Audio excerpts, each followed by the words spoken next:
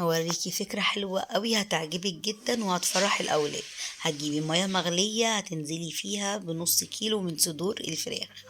هتكوني مقطعاها مكعبات صغيرة جدا أو شرايط رفيعة، وهتنزلي بشوية من الفلفل الأسود وكم واحدة من الحبهان وورق لورا ونص بصلاية وشوية ملح.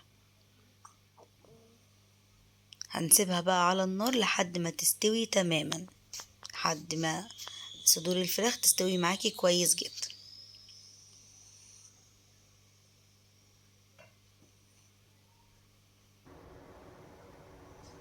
هنبص عليها اول ما نلاقيها استوت معانا هنبتدي نصفيها ونطلعها من الشوربة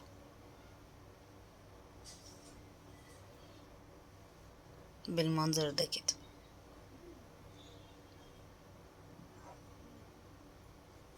وهوريكي فكرة حلوة قوي.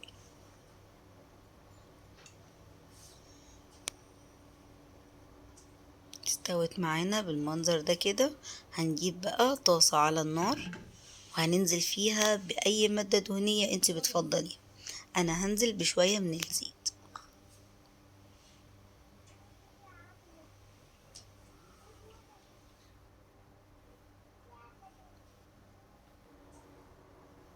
وهنزل عليه بالفراخ هديها لون بسيط كده، هشوحها في الزيت لحد ما تاخد معايا لون بسيط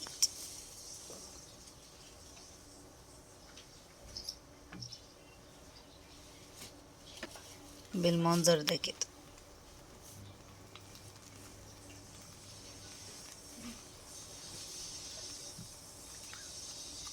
هجيب بقى معلقة كبيرة من الدقيق وهقلبها فيها كويس، هشمعها بيها كده بالمنظر ده.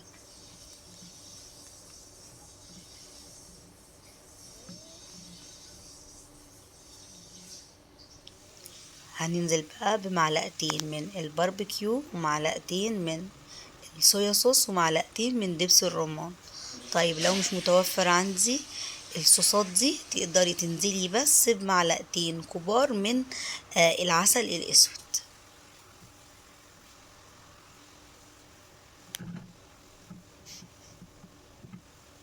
هتقلبيها بس تقليبتين تلاتة كده، وبعد كده هتنزلي عليها بمعلقتين كبار من المية وتشوحيها دقيقة واحدة فقط.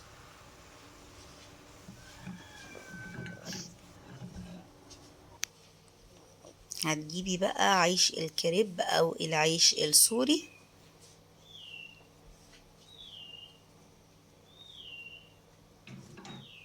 هننزل كده بالفراخ وهتضيفي بقى الاضافات اللي انتي بتفضليها. انا نزلت بشوية كده من الفلفل الرومي وعليهم شوية من الزيتون وشوية من ميكس الجبن بالمنظر ده كده. حطيت بقى الصوصات اللي عندي، ضيفي اي صوص انتي بتفضليه، كاتشب مستردة زي ما انتي حابة، مايونيز.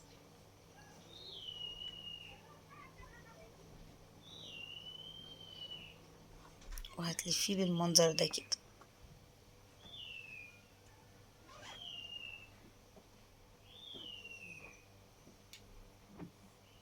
عشان تجيبي سندوتش زي ده للأولاد من بره مش أقل من 90 جنيه، ده أقل حاجة. أنا عايزة أقولك إن نص كيلو صدور الفراخ عملت معايا ستة من السندوتشات العيش السوري بالمنظر ده كده. دهنت الطاسة بالزيت وهدهن بردك الوش كده بالزيت ونقلبها الناحية التانية، تاخد بس معايا ايه لون كده وتحميصة تبقى مقرمشة من بره والعيش طري من جوه. مش قادرة بقى اوصفلك طعمه حكاية. عايزة اقولك ان كمان احلى من بره مليون مرة، غير ان الحاجة عاملاها بايدك وضامنة فايدتها، والحاجة احنا اللي عاملينها لولادنا. بصي بقى رهيب، الاولاد هيفرحوا جدا ومفيد ومغذي جدا. حابة تستبدلي الفراخ ببطاطس محمرة مفيش مشكلة، واعمله لهم بردك في البيت افيد واصح من انت تجيبيه من بره.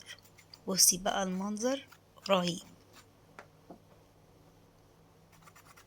عايزه اقولك ان انا برضك منزله فيديو ازاي تعملي العيش السوري في البيت، وازاي تعملي العيش الكريب في البيت. بصي رهيب. مش قادره بقى اوصف لك فرحه الاولاد بالذات لما تعملوا لهم في البيت كده ويبقى زي بره تمام. حاجه مفيده بقى وصحيه حكايه.